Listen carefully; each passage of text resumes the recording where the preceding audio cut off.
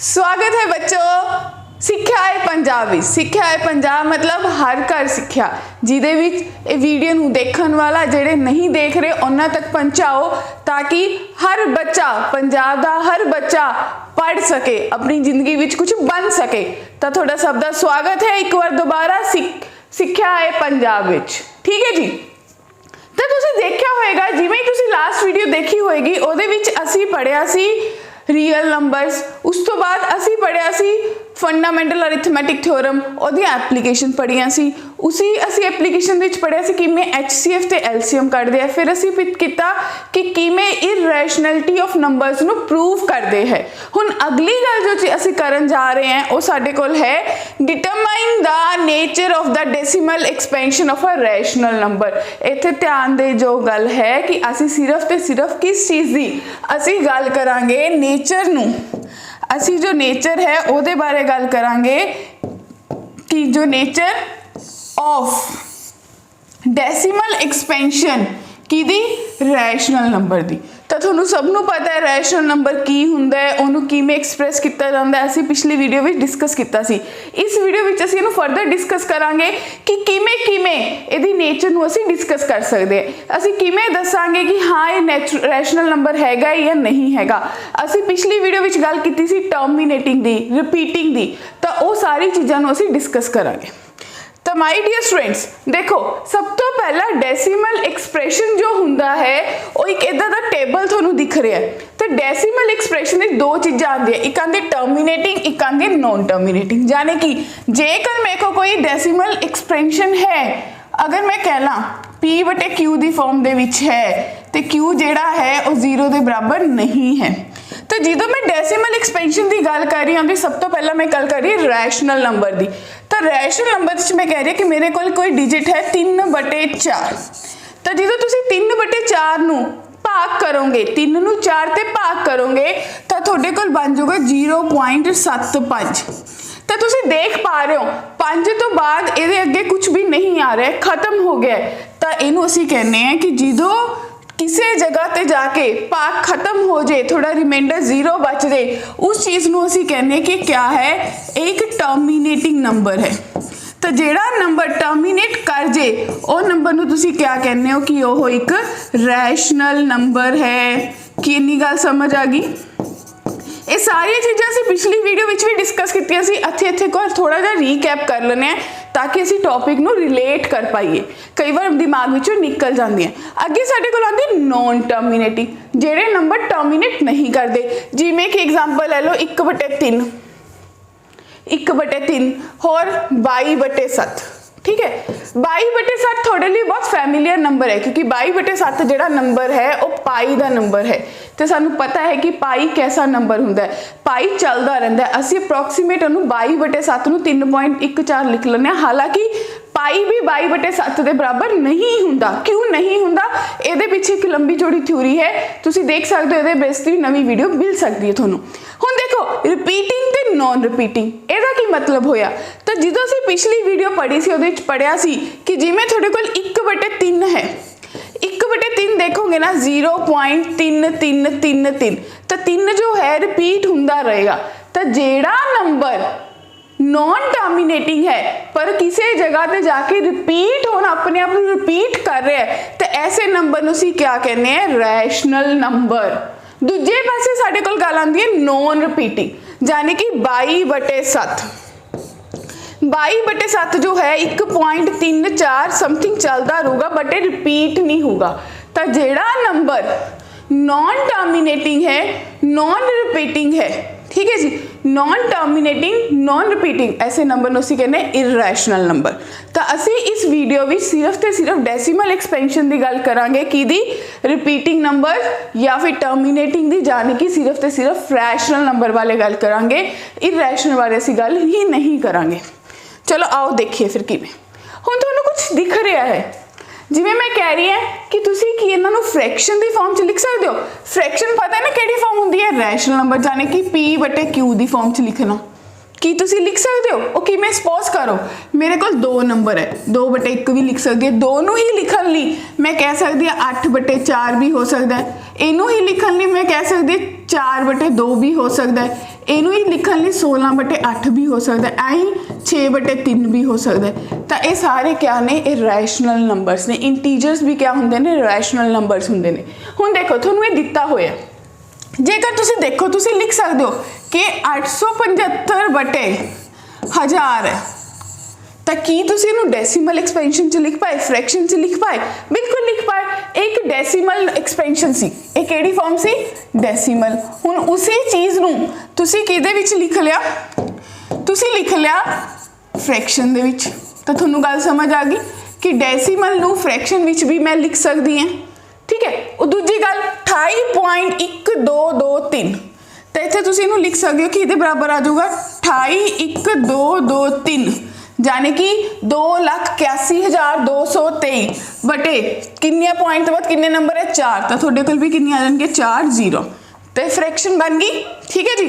तो ये है कि किमें मैं गल कर रही हैं कि मेरे को एक डेसीमल नंबर है, एक फ्रैक्शन है, तो मैं किमें एक डेसीमल नंबर नूं एक फ्रैक्शन विच लिख सकती हैं, ठीक है। हुण फर्दर गल करदे आओ।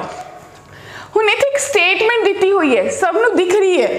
थोड़ी जी स्टेटमेंट सारे बच्चों को औखी लगती है। एनसीईआरटी दे विच सेम स्टेटमेंट आप सेम ही लिखी है थ्योरम। तो let x be a rational number, x कोई रैशनल नंबर है whose decimal expansion terminates, जिहदी डेसिमल एक्सपेंशन टर्मिनेट हुंदी है, then x can be expressed in the form of p upon q, यानी कि जो x है वो p/q दी फॉर्म च है। तो जिहड़ी एक्सपेंशन है ये टर्मिनेटिंग है, यही गल कहना चाह रहे हैं। तो एक्सपेंशन टर्मिनेटिंग है। P ते Q जेडे ने कोप्राइम ने, यानी कि P ते Q दा जेड़ा HCF है वो किदे बराबर है, वो 1 दे बराबर है। ताही असी कह रहे क्योंकि ये नंबर क्या ने, कोप्राइम ने। तो कोप्राइम केड़े नंबर हुंदे ने जिन्हां दा HCF 1 होवे। फिर असी गल करेंगे and the prime factorization of Q, जेड़ा Q है वो 2 ते 5 दे फैक्टरा दे विच होवे, इस तो इलावा कुछ ना होवे। Where n and m are non-negative integers। ਇਹਦਾ मतलब की होया, ਅਸੀਂ कहना चाह रहे हैं x जो है वो एक रैशनल नंबर है तो एक टर्मिनेटिंग नंबर है। p ते q क्या ने, कोप्राइम ने। तो ਅਸੀਂ कह रहे कि जेड़ा q है वो किदे जैसा दिखेगा, वो 2 दी पावर m ते 5 दी पावर n च दिखेगा। मतलब जेड़ा Q है, जेड़ा थोड़ा रैशनल नंबर दिता है, जेड़ा डिनोमीनेटर है वो 2 ते 5 के फैक्टरां दे विच ही दिखेगा। इनू आपां गल कर सकते, जिवें कि तुसीं पिछे एक प्रश्न आपां कर लिए। सपोज मेरे कोल है 3/10, मेरे कोल एग्जाम्पल ले ली कि कोई नंबर है 3/10। तो तुसीं देखो P कितना है 3, Q कितना है 10, ये दोनों क्या ने, कोप्राइम ने। हुण फर्दर जेड़ा Q है वो मेरे को 10 है, जाने कि मैं 2 × 5 लिख सकती हैं, 2 दी पावर 1 5 दी पावर 1, ठीक है जी। तो ये किदे इक्विवेलेंट हो गया, ये 2 दी पावर m 5 दी पावर n हो गया। तो तुसीं कह सकते हो कि 3/10 जो है वो 0.3 लिखा जा सकता है, जाने कि ये एक टर्मिनेटिंग नंबर है। तो तुहानूं सबनूं मेरी गल समझ आ गई होएगी कि मैं क्या समझाना चाह रही हैं। अगे देखो हुण कुछ एग्जाम्पल आ जाएंगे। सब तो पहली एग्जाम्पल अपन दी 7/8। कहते कि तुसीं सोच सकते हो कि 7/8 क्या है, एक रैशनल नंबर है। बिल्कुल सोच सकते, कि मैं सोचूंगी 7/8 नूं तुसीं लिखोगे 7/2 दी पावर 3।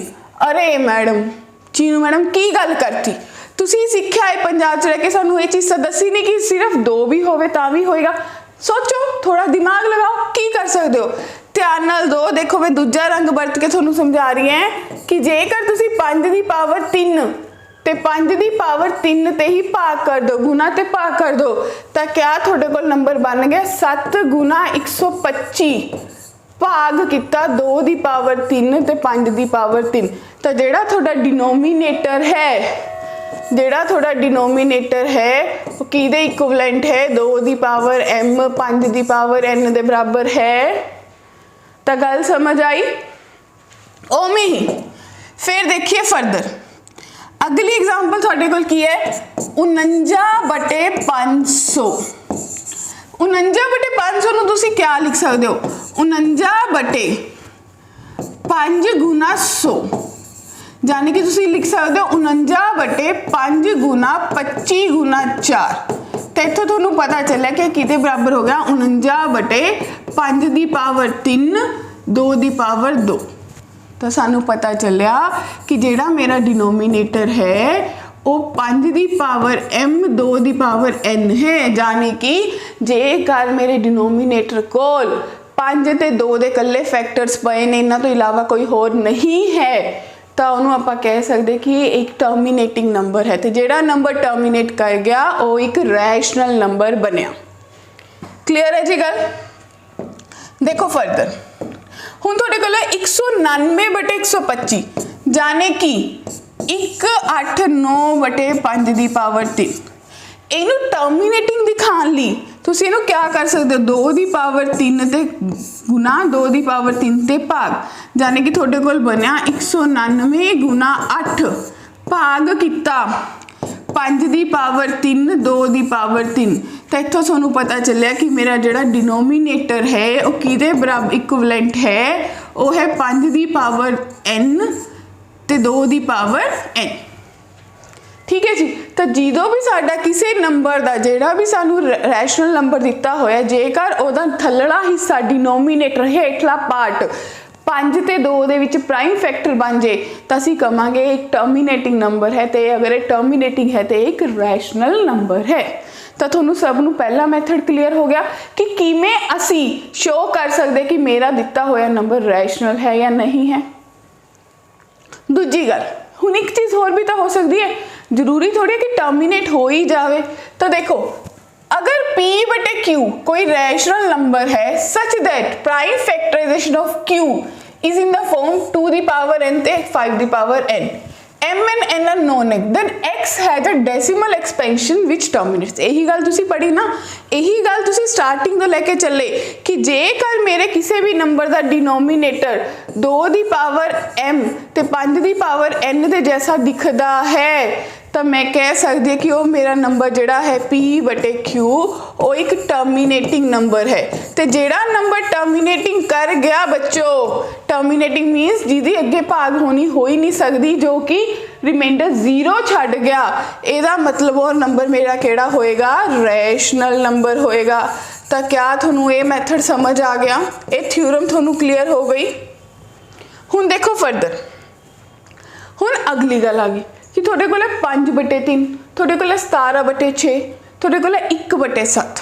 हुण देखिया जावे 5/3 का जिहड़ा डिनोमीनेटर है ਉਹ ਤਾਂ नॉट इक्विवेलेंट टू 2 दी पावर m ते 5 दी पावर n है।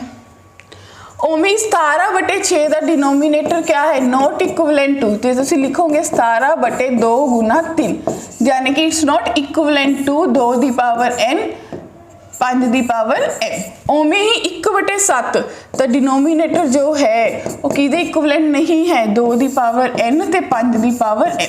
तो इत्थों असीं किवें देखांगे कि ये नंबर मेरा रैशनल है या इरैशनल है। आओ देखिए, तो तुहाडे कोल अगे आपां देता कि p/q कोई रैशनल नंबर है, p ते q को प्राइम ने, rational number such that prime factorization of q is not in the form, केड़ी फॉर्म च नहीं सी 2 दी पावर n 5 दी power m, where n and m are non-negative integer। तो x has a decimal expansion which is non-terminating but repeating, यानी कि जेकर थोड़ी डेसिमल एक्सपेंशन नॉन टर्मिनेटिंग है नाल उहदे नाल एक कंडीशन होन लाती नॉन टर्मिनेटिंग है प्लस रिपीट कर रही है, जेकर वो रिपीट कर रही है तो तुसी कहोगे फिर भी वो क्या है वो एक रैशनल नंबर है। गल क्लीयर हुई? तो जेकर तुहानूं इन्नी गल क्लीयर होगी तो तुसी देखो अगला प्रश्न, क्योंकि ये वाली जिहड़ी थ्योरम तुसी पढ़ी है ये इस दिते हुए एग्जाम्पलों नाल रिलेट कर दिए। तुसी देखा 5/3, तुसी 5/3 नूं भाग करके देख लो, यानी कि 5 अंदर 3 ते भाग किया, 3 एकम 3 2 बच गया, पॉइंट 0 आ गया, 3 छिके 18 2 बच गया 0 आ गया, 3 छिके 18, यानी कि ये क्या होगी रिमाइंडर हमेशा 2 बच रहा है। तो 5/3 जो है वो 1.666 बराबर है। तो क्या हो गया नॉन टर्मिनेटिंग बट रिपीटिंग। तो जेड़ा number non terminating but repeating है बट फ्रैक्शन दे विच लिखिया जा सकता है P/Q दी फॉर्म दे विच, तो तुसी इहनूं कहोगे कि वो क्या है, वो एक मेरे कोल रैशनल नंबर है। देखो जी ये गल आपां क्लीयर कर लिया। हुण अपन एक प्रश्न दिता है without actually performing the long division. Long division नहीं लानी, जो मैं मैथड सिखाया था उन्होंने करके। State whether the following rational number will have terminating decimal expansion और a non terminating repeating decimal expansion. तो तुसी सीधी जी गल देखनी है, जेकर तुसी रैशनल नंबर की गल हो रही है, दो चीज़ां पूछ रही है कि या तो टर्मिनेटिंग है या फिर नॉन टर्मिनेटिंग है। अगर नॉन टर्मिनेटिंग है तो क्या कर रही होएगी, प्लस रिपीटिंग है। तो जेकर तुसी दोनों चीज़ों के विचों केस आ गया, तुसी दसना है कि वो मेरी पहली टाइप का है कि दूजी टाइप का है।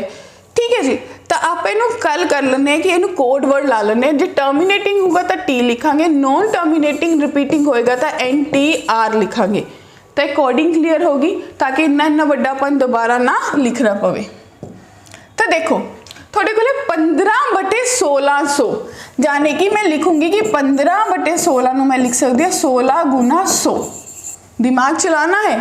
तो 15 बटे मेरे को बन गया 2 दी पावर 4 गुना 25 गुना 4 यानी कि मेरे को बन गया 15 बटे 2 दी पावर 6 गुना 5 दी पावर 2।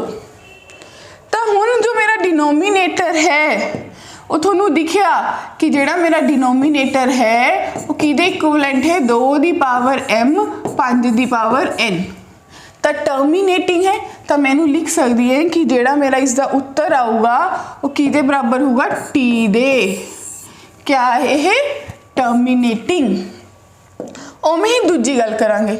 हुण दूजी विच मेरे कोल है 23 बटे सीधा ही देता 23 बटे 2 दी पावर 3 5 दी पावर 2। तो जो मेरा डिनोमीनेटर है वो किदे इक्विवेलेंट है 2 दी पावर m 5 दी पावर n। तो ये भी क्या हो गया टर्मिनेटिंग। अगली गल 35/50 यानी कि 35 बटे 2 गुना 25। तो तुसी इहनूं लिख सकते हो 35 बटे 2 दी पावर 1 गुना 5 दी पावर 2। तो जिहड़ा डिनोमीनेटिंग है किहदे इक्विवेलेंट है 2 दी पावर m 5 दी पावर n। तो ये एक स्टेटमेंट क्या है, ये भी एक टर्मिनेटिंग स्टेटमेंट है। तो क्या थोनू ये गल क्लीयर हुई कि कदों आपां कहांगे टर्मिनेटिंग है, कदों नॉन टर्मिनेटिंग रिपीटिंग है। कोडिंग सेम चलूगी। हुण थोनू अगे फिर प्रश्न देता, ये प्रश्न क्या कह रहा है, the following real number has decimal expansion as given below in each case whether they are rational or not. हुण तुसी एक दसना है कि ये रैशनल है या नहीं है। If they are rational and of the P upon Q then what you say about the prime factors of Q। फिर तुसी की गल कर सकते हो। हुण सोच के देखो माय डियर स्टूडेंट्स, तुसी दो चीज़ों ते फोकस करोगे कि मेरे को जेड़ा भी रैशनल नंबर है तो तुसी ये कह लो जेड़ा भी थोनू फ्रैक्शन दिती है, आप रैशनल इरेशनल बाद में डिस्कस करते हैं कि जेड़ी भी कोई फ्रैक्शन दिती है या डेसिमल एक्सपेंशन दिती है वो च दो चीज़ें चेक करूँगी कि क्या वो नॉन टर्मिनेटिंग रिपीटिंग है या नॉन टर्मिनेटिंग नॉन रिपीटिंग है। ठीक है जी, जेकर नॉन टर्मिनेटिंग रिपीटिंग है तो नंबर नूं तुसी कैटेगराइज कर दोगे कि वीरे अज तो तू रैशनल है। जे नॉन टर्मिनेटिंग नॉन रिपीटिंग है उन्होंने कह दोगे बई तू अज तो इरैशनल है। ठीक है जी, ये अपना फंडा है। तो जो तुसी हुण देखो पहला नंबर 43.123456789 जाने कि तुसी इहनूं लिख सकते हो ये अगे रिपीट नहीं होया खत्म हो गया तो तुहानूं पता लग गया नॉन टर्मिनेटिंग है। ये क्या है टर्मिनेटिंग नंबर है। तो सिर्फ जो टर्मिनेटिंग की गल हो रही है तो मैं कह सकती है किनू बिलोंग करेगा रैशनल नूं करेगा। तो जेकर ये रैशनल नूं बिलोंग कर रहा है तो तुसीं लिख सकते हो कि 43 1 2 3 4 5 6 7 8 9 बटे 1 के पीछे 9 0 देखो 9 हो गया 7। ठीक है जी, हुण इहदे प्राइम फैक्टर तुसीं बना सकते हो 2 ते 5 की फॉर्म च लिख लो। हुण ये देखो 1 2 0 0 1200 1200 तो ਤੁਹਾਨੂੰ क्या दिखिया? क्या कुछ दिख पाया? क्या हो रहा है? क्या है रिपीट हो रहा है? नहीं हो रहा। क्यों? क्योंकि यह जीरो फिर एक्स्ट्रा आ गई। तो ये क्या है? टर्मिनेटिंग नंबर है, क्योंकि ना तो ये अगे चल रहा है, इत्थे आके रुक गया, टर्मिनेटिंग है, यानी कि एक रैशनल नंबर है। ठीक है जी। अगे थोड़े को 43, यानी कि ये नंबर कैसा दिखेगा? इस तो बाद फिर 1 2 3 4 5 6 7 8 9 चलेगा। तो तुसी इहनूं कह सकते हो कि क्या है? 43.1 2 3 4 5 6 7 8 9 जो भी नंबर है रिपीट हो रहा है, तो नॉन टर्मिनेटिंग रिपीटिंग है, तो ये एक रैशनल नंबर है। तो साढ़े दिते हुए तीनों दिया तीनों एग्जाम्पल ने असीं क्या कंसीडर किया? रैशनल कंसीडर किया।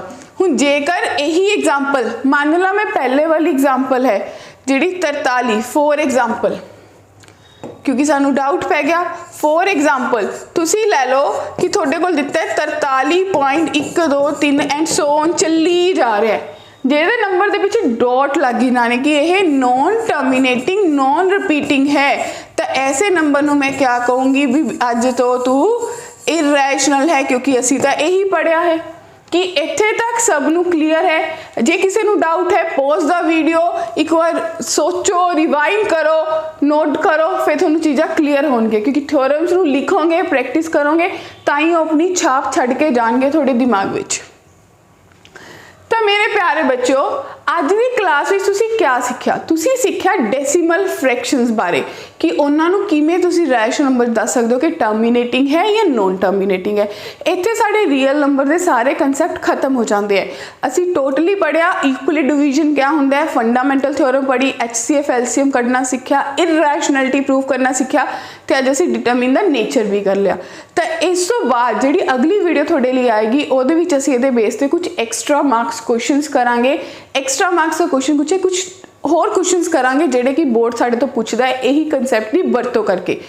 तो जाते जाते सबनों पता है क्या करना हुंदा है। जे हाले तक किसी ने टैलीग्राम ग्रुप ज्वाइन नहीं किया है तो इस QR कोड नू स्कैन करो, जेडे अज पहली बार वीडियो देख रहे हैं स्कैन करो, या इस ब्लू कलर के आइकन पर क्लिक करके तुसी साडे टैलीग्राम ग्रुप नू ज्वाइन करो। जे थोड़ी कोई भी क्वेरी है, लेटेस्ट इन्फॉर्मेशन चाहते हो, कोई लेटेस्ट पोस्ट बारे पता करना चाहते हो, तो सारी इन्फॉर्मेशन उत्थे लाइव मिलेगी।